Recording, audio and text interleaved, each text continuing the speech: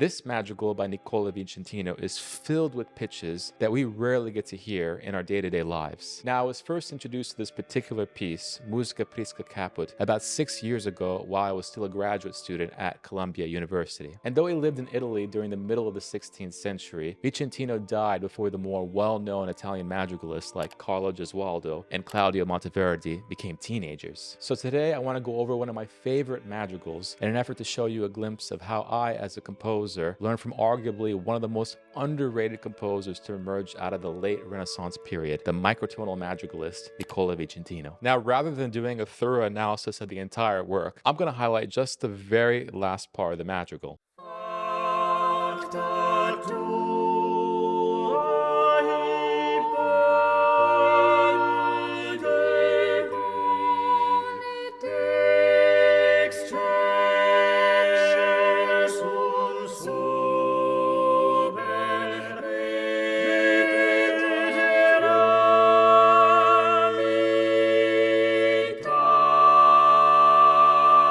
Now, the reason this initially sounds so crazy is that we're dealing with a pitch framework that is outside the bounds of our 12-tone equal temperament system that we've all gotten used to over the last couple hundred of years. In fact, the excerpt you just heard uses a scale that divides the octave into 31 equally spaced pitches instead of our standard 12. Now, the exact theory behind how this all works is beyond the scope of this video, but allow me to summarize for you the essential differences between these two scales. Here we have C and D on the piano, which we know and love as the whole tone interval. Between C and D, we of course also have another pitch known as C sharp, or its enharmonic equivalent, D flat. Of course, C sharp and D flat here sound exactly the same. More on that later. So this means that there are two equidistant pitches that exist between C and D in our standardized 12-tone system. Okay, now let's look at the 31-tone equal temperament system, focusing again on that C and D. Now, while these note names might look the same on paper, in the 31-tone equal temperament system, that interval is actually sounding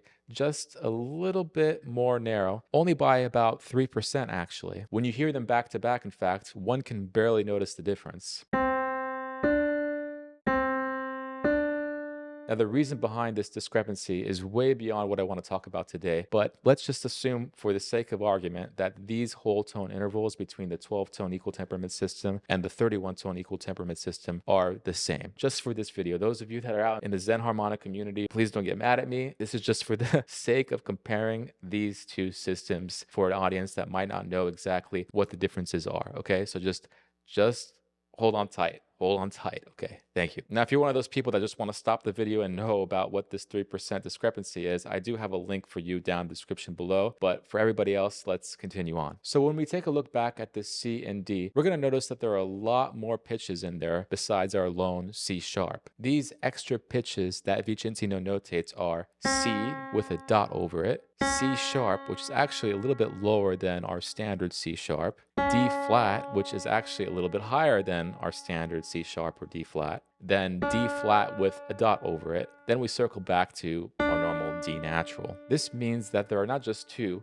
but 5 equidistant intervals that occur between the C and D in the 31-tone equal temperament system. And if we start to expand this principle across the entire octave, we're going to notice that there are 5 whole tones that have these 5 equidistant intervals, which gives us 25 microintervals. These 5 whole tones start with, of course, the one we already mentioned, C and D, then D and E, then F and G, G and A, then A and B. Now you might be asking, what about the other 6 intervals? You mentioned that there's 25. Aren't there 31? Well, yes, of course, we have to deal with these other intervals in that scale, the one between E and F and B and C. Now, since these intervals are not whole tones, they're in fact semitones, we're going to have to split them in a different way. So, of course, instead of splitting them in 5, we're going to split them in 3. So this means that we have 6 more microintervals. And for those of you taking notes at home, 25 plus 6 is going to equal 31. So that's going to be our 31 microintervals that are equally spaced within the span of an octave. Now, here's what that scale sounds like.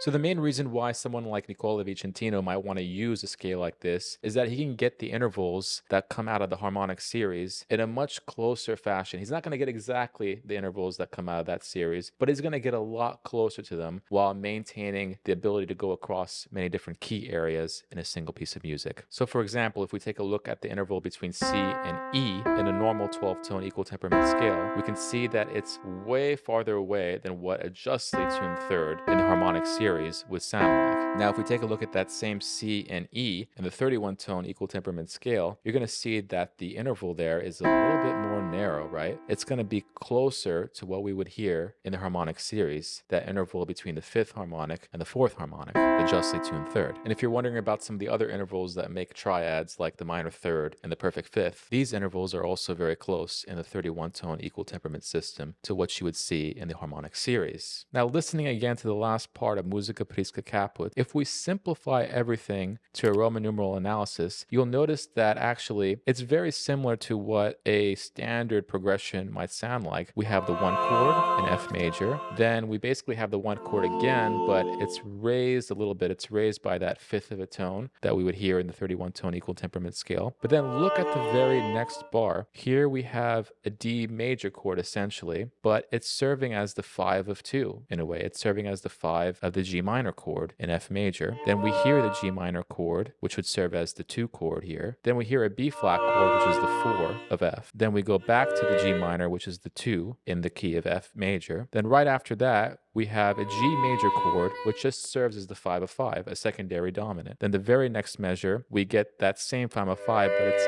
raised just a tiny bit by a fifth of a tone. Then finally, in the very next bar, we get that C major chord, which just serves as the 5 of F major. So far, you can see that we are dealing with a chord progression that's pretty standard, actually, in many ways. There's nothing too off about what we hear, besides those just slight inflections that we get when we get these pitches that have these dots over them. In the last 3 bars, we modulate to an entirely different key, the key of D major. So here we have a chord that starts with A in the bass, then we hear E and C in the rest of the voices. So this would just be an A minor chord, which would be the minor 3 in the key of F. This would change to the minor 5 in the key of A. It's kind of a weird situation here, but this is the only pivot chord that I could see that makes sense from getting from F major to D major. Then we would finish off as you would expect. You see an A major chord, which would be the 5 of D, and then right in the next bar, you're going to see an A major chord that's slightly raised up the 5th tone. Then our very last chord is a D major chord. Now, while this sounds initially crazy, there are a lot of harmonic principles baked into what we just heard that are things that are actually quite familiar to us. And if you take a look at the soprano part, especially starting from the 3rd bar, you'll notice that it starts with the pitch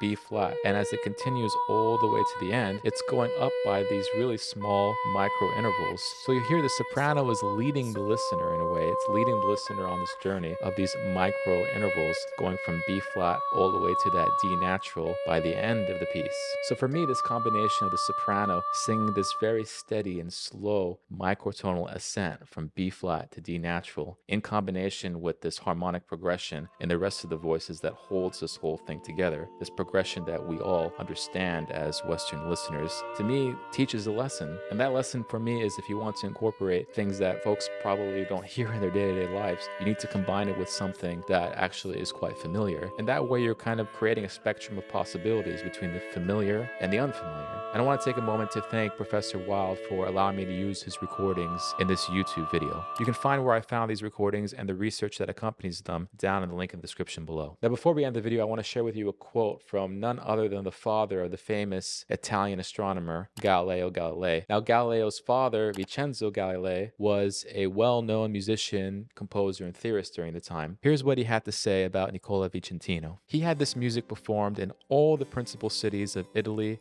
and I have heard it often, in various times and places. Let it be the sign of whether this music pleased or not, that after his death, it was practiced neither by his students nor by anyone else. If by misfortune one of the singers lost his way while singing, it was impossible to put him back on the right track. These particular sounds of the enharmonic could only be unpleasant to the senses. After Don Nicola's death, the music was not sung anymore. The instruments were no longer played in that manner, and his students completely abandoned the enharmonic, not finding anyone who wish to listen to it. So we definitely know how Mr. Galilei feels about this, but I have some news for him, good and bad. Number one, of course, he's mostly right. Many people don't sing this, if at all. But what he didn't realize was that there is a community out there of people like myself and many of you out there that are very interested in this kind of music and hope to incorporate it somehow in your own compositions. And even if you're not a composer, it's very hard not to have your ear grabbed by this kind of music. It's just very enthralling. And I think it sets out what Vicentino wanted to do, in that he wanted to expand the variety of sounds that a human listener can possibly hear. So thank you guys so much for watching, and see you next time.